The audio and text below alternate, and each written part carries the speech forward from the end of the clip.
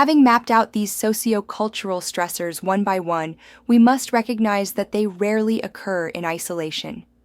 Life is not so neatly segmented. Instead, these factors create a web of interlocking pressures on individuals and communities. There are vicious cycles, as well as potential virtuous cycles, if we intervene wisely. To illustrate, consider how a single narrative might thread multiple issues. Imagine a young man in a deindustrialized town. Economic consolidation and deglobalization led the local factory to close years ago.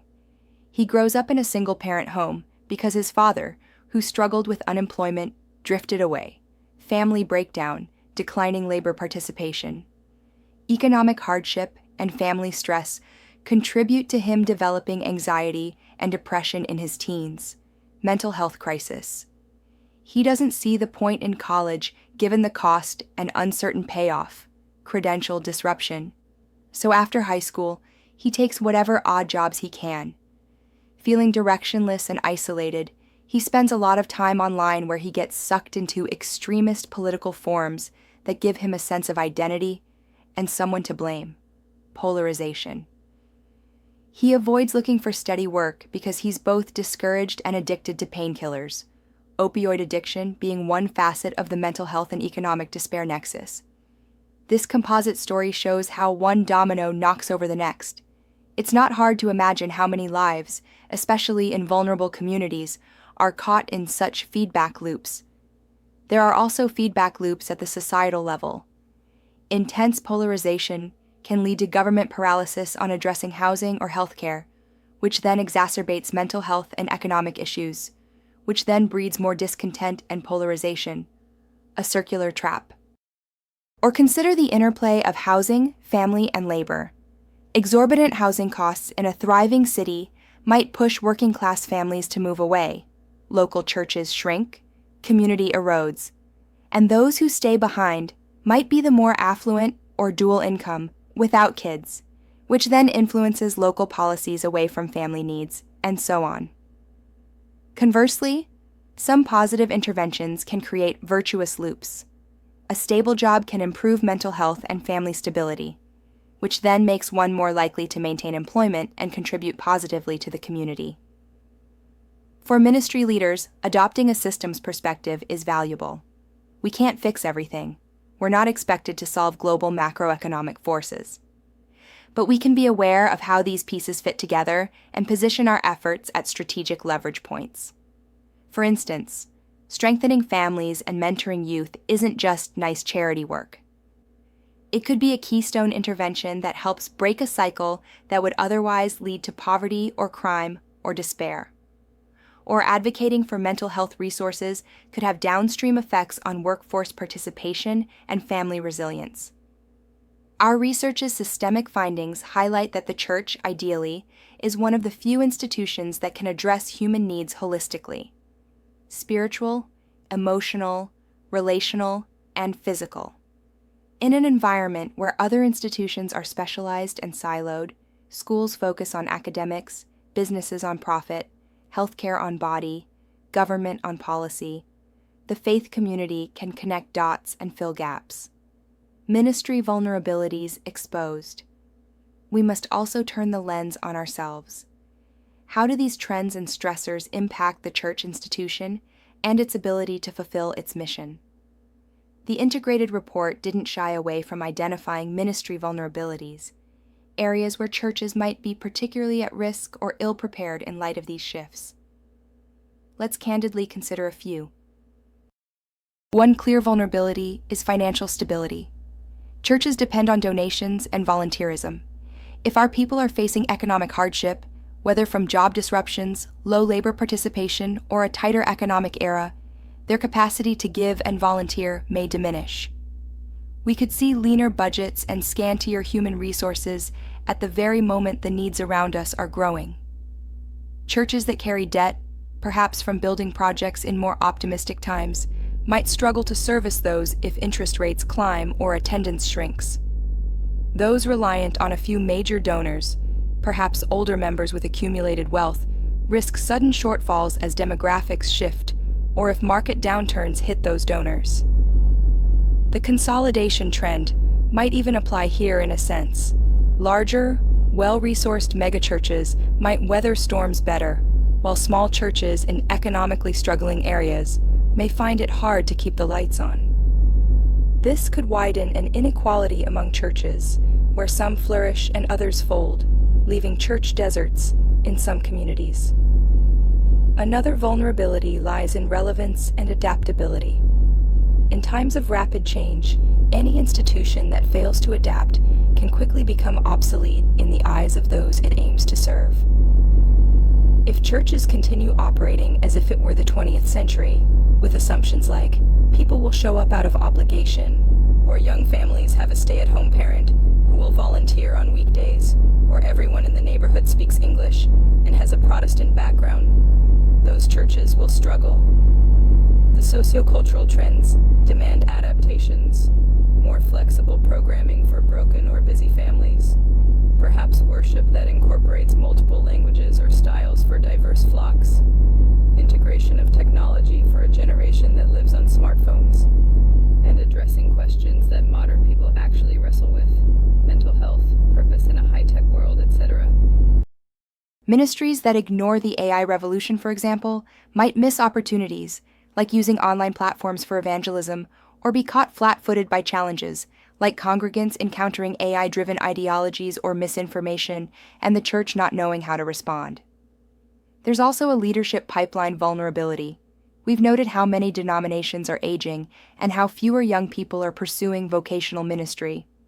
This is fed by several factors. As society secularizes or grows indifferent, the esteem of clergy roles may drop, and fewer see it as a viable or desirable career. The credential disruption trend hits seminaries too.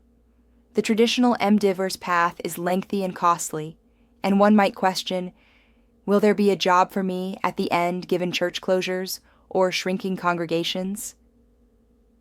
Already we see more part-time and bivocational ministers serving multiple small congregations. If that's the future, how do we train and support them effectively? Our old models of one full-time pastor per flock might not hold. If we don't proactively address this, many congregations could find themselves without trained leadership within a decade or two. Additionally, the church's public witness can be vulnerable amid polarization and cultural shifts. If we are perceived as just another political interest group, or if we allow ourselves to be co-opted wholly by one faction, we lose the ability to speak prophetically and to reach people of all stripes. Polarization has made some churches echo chambers, which is comfortable for those inside, but alienating for those outside or on the fringes. That's a vulnerability to mission. We might unwittingly lock ourselves out of connection with the very people we're called to love, because they know what we're going to say about issue X, and assume they won't be accepted. The more society fragments, the more the church must guard against becoming a narrow sect, and instead remain a community where all are invited to encounter Christ's love. Lastly, consider how reliant we are on certain external systems. The pandemic taught us something about vulnerability. Churches that never developed an online presence suddenly had to, and those that couldn't adapt quickly essentially paused their mission for a time. That was a wake-up call. Similarly, if we consider a scenario of severe climate events, just as an example of another possible stressor, are our churches prepared to be resilient hubs for aid, or would they be knocked out along with everyone else? Thinking systemically about vulnerabilities means entertaining some what-if scenarios. What if charitable tax deductions were removed by a future government? Would giving plummet? What if social media companies changed algorithms to penalize religious content? Would our digital outreach vanish? Those might seem far-fetched, but a strategic leader scans the horizon for such risks, the way Joseph in Genesis prepared for 7 lean years. Proposed paradigm shifts for missional leadership. Given this bracing analysis of trends and vulnerabilities, the natural question is, how can church leaders respond? What now? It's easy to feel overwhelmed or discouraged by the magnitude of changes. But our task in missional leadership is not to quake in fear. It's to innovate and adapt our paradigm so that the timeless message of the gospel can meet people in the timely context of their lives. The final portion of the report, and of this lecture, is dedicated to outlining some key paradigm shifts that could help ministry not only survive, but thrive in this new era. These are big-picture shifts in mindset and strategy, rather than one-off tactics. They flow from the insights we've discussed, and they aim at making the church more resilient, more relevant, and more redemptive in a changing world. 1. From institution-centered to community-centered. Traditionally, many churches have operated with an attractional model. Build it, and they will come. Focus on your internal programs and assume they meet community needs. The paradigm shift here is to turn outward, viewing the church not just as a place with four walls, but as a community movement embedded in the broader community. This means actively listening to the local context and tailoring ministry to actual needs. For instance, if your city is facing a mental health crisis and a lack of counseling services, a community-centered church might open its doors on weeknights for support groups, partner with counseling centers, or train lay people in mental health first aid. If housing is a stressor, a community-centered mindset might lead the church to advocate for affordable housing policies or even develop a portion of its property into mixed-income housing. In essence, we stop asking, how do we get people to church? And start asking, how can we be the church for our people, in their workplaces, neighborhoods, schools? It's mission on the community's terms. This shift also implies collaborative posture, working alongside nonprofits, schools, local businesses, even local government, rather than seeing ourselves as an isolated religious enclave. It connects back to the megatrends too. In a deglobalizing world that's emphasizing local solutions, the church can be a natural catalyst for local community development and cohesion. 2. Holistic mission, caring for whole persons. Building on that, another shift is moving from a primarily spiritual ministry, narrowly defined, to a holistic ministry that addresses body, mind, and soul. Many churches, especially evangelical ones, have had a dichotomy in the past. Evangelism and discipleship over here, social action and benevolence over there, often the former emphasized over the latter. But in a world where structural and sociocultural issues are impairing human flourishing, the church must do both well and integrate them. Feeding the hungry, tending to mental health, helping the unemployed, promoting reconciliation in a divided community. These aren't extra to gospel ministry. They're expressions of it. We have a precedent in emerging market churches. Take some African congregations that provide schooling, medical care, and economic help as part and parcel of church life because the needs are so acute. They preach salvation and work for better livelihoods in tandem. That model is increasingly needed in the U.S. context as well, where many societal supports are eroding. This doesn't mean diluting the spiritual message. Rather, it's embodying it. A church might run a job training program in its fellowship hall during weekdays, as some forward-thinking congregations do, or create a quiet space for meditation and counseling for stressed-out young professionals in the city. Holistic mission sees no competition between saving souls and serving bodies. It's all part of being God's hands and feet in a hurting world. 3. Adaptive and lifelong leadership development. Given the rapid changes, one paradigm shift must occur in how we develop leaders, both clergy and lay. We need to foster adaptive leadership skills. This term, borrowed from organizational theory, refers to the ability to navigate uncharted territory, to experiment, to learn continuously, and to lead people through change, including the pain of letting go of old ways. Rather than training pastors who are only prepared to maintain the status quo or manage a 20th century model church, we should be equipping pioneers and creative problem solvers who are comfortable working in uncertainty. This includes technical skills like understanding digital media or basic data analysis to read community trends, but more importantly, it includes mindsets, resilience, curiosity, collaboration, and entrepreneurial thinking in ministry. Along with that, there's the shift to lifelong learning for everyone.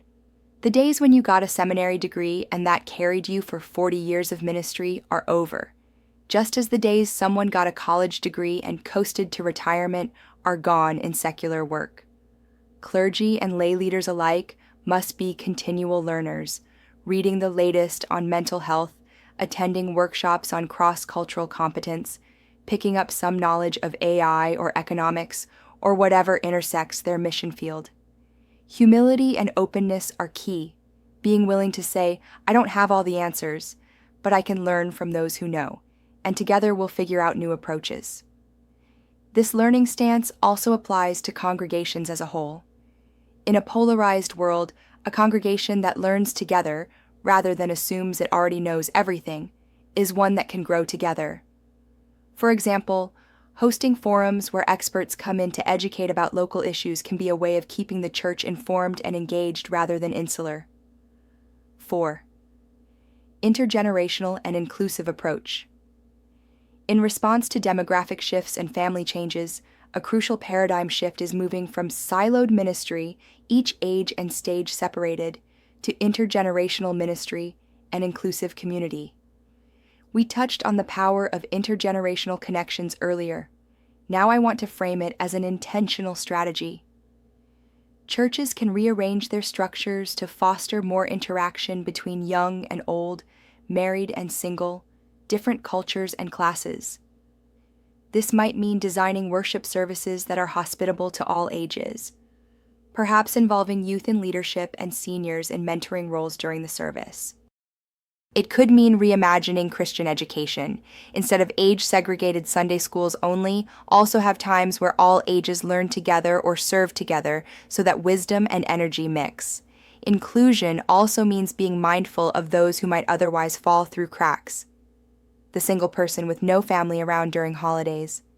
How does the church become family? The person with disability or mental illness. How do we ensure they belong and contribute rather than feel like an outsider?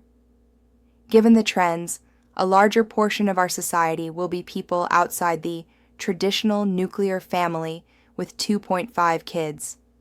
And the church must be the place where everyone, from a widow to a teen in foster care to a middle-aged unmarried professional, feels equally a part of the family of God.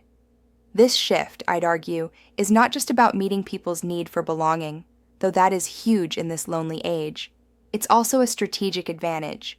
Communities that manage to be diverse and united often spark creativity and show resilience, because they can draw on many perspectives and support each other through a wider range of challenges. 5. Embracing technology and innovation ethically. Another paradigm shift is a nuanced embrace of technology and innovation in ministry. Instead of seeing tech solely as a threat or a gimmick, view it as a God-given tool, albeit one to be used with wisdom and ethics. The pandemic forced many churches to leap forward into the digital age, live streaming, Zoom Bible studies, etc. That was just the tip of the iceberg. Imagine the possibilities. Using data analysis to map community needs and target outreach. Employing translation software so your English-speaking church can also include recent immigrants, and everyone understands the service in their own tongue, or harnessing social media not just for self-promotion, but to create genuine online forums of prayer and discussion that reach people who'd never walk into a church cold. Some churches are even experimenting with virtual reality Bible studies or AI-driven chatbots that answer spiritual questions, things unheard of a few years back. Of course, we tread carefully. Technology can also isolate or spread misinformation or deepen inequalities. Not everyone has broadband, for example. But an innovative spirit asks, how can we use every means available to love God and neighbor? If Paul used the Roman roads and letters, we can use the internet and apps. That said, part of ethical innovation is knowing technology's limits. We must also champion embodied community, face-to-face fellowship, laying on of hands in prayer, shared meals, because human incarnation matters deeply.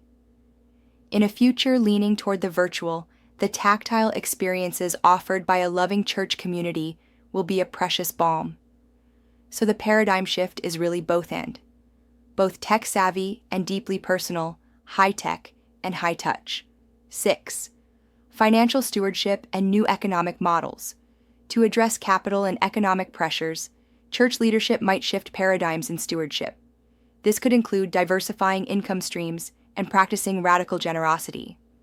Some congregations are finding creative ways to leverage their assets, renting out space during the week to compatible organizations, schools, clinics, other churches, starting small businesses that both serve the community and generate modest income, like a cafe or a co-working space in an underused fellowship hall, or intentionally planting micro-congregations that don't require expensive buildings at all. The idea is to be nimble and not overly reliant on one model of funding, just Sunday offerings from a shrinking membership. This also aligns with a paradigm shift toward collaboration mentioned earlier. Multiple churches sharing resources rather than each owning duplicative assets.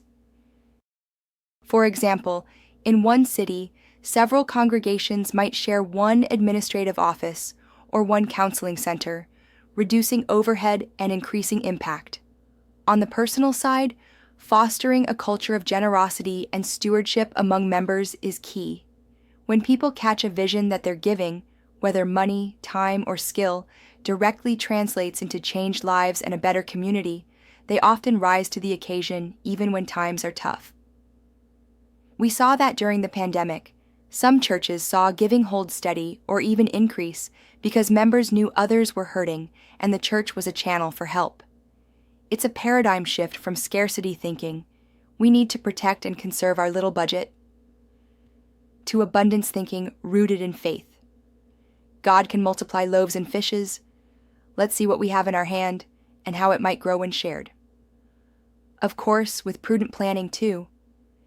Embracing things like bivocational ministry as a norm can free up resources for mission while also integrating clergy into the marketplace as witnesses there. 7. Peacemaking and prophetic voice. Finally, in a polarized, fragmented society, a paradigm shift for ministry is reclaiming the role of peacemaker and prophetic voice in the community. These might sound like opposites, peacemaking and prophecy, but they go hand in hand. Peacemaking means actively working to bridge divides, creating spaces where people can encounter each other's humanity beyond labels. A church might host a town dialogue between different political or ethnic groups, and the pastor acts as a neutral facilitator rooted in the gospel value of reconciliation. It might mean training members in conflict resolution and media literacy, so they are equipped to be agents of calm and reason in their workplaces and families, instead of amplifiers of discord. On the other hand, prophetic voice means speaking truth to power and to the community guided by our values. In the midst of rapid change, it's easy for moral clarity to get lost. Church leaders shouldn't shy away from addressing injustices that these megatrends might be exacerbating, whether it's the plight of exploited workers, or racial inequities in who has access to good education and housing, or the dignity of the elderly and the unborn and the stranger when policies are debated. We do so not as partisans, but as ambassadors of a higher kingdom ethic. When done humbly and courageously, this can actually cut through polarization because it refuses to be co-opted by one side and instead challenges all sides towards compassion, justice, and righteousness. For example, a church that both cares for undocumented immigrants and reaches out to unemployed locals, and prays for police and fights against police brutality. Such a church confounds the usual categories. It models a way of being community that is sorely needed, holding together grace and truth. In making these paradigm shifts, I should emphasize, none of them is easy or without cost. Change can be uncomfortable. It might mean certain cherished traditions or conveniences are left behind. But adaptive leadership in this missional moment will require courage to experiment and sometimes to fail forward. The encouraging news is that many congregations and ministries are already pioneering these shifts. There are sparks of renewal and creativity in the American church and globally, showing that it's indeed possible to navigate the headwinds of change. Conclusion: hopeful leadership in an uncertain future. As we conclude this deep dive into macro trends and social stressors, I want to bring us back to the heart of why this matters for a Doctor of Ministry cohort in missional leadership. The challenges we've outlined are daunting: economic upheavals, societal strains, and systemic complexities that no single leader can solve. Yet throughout history, the people of God have often done their most impactful ministry in tumultuous times.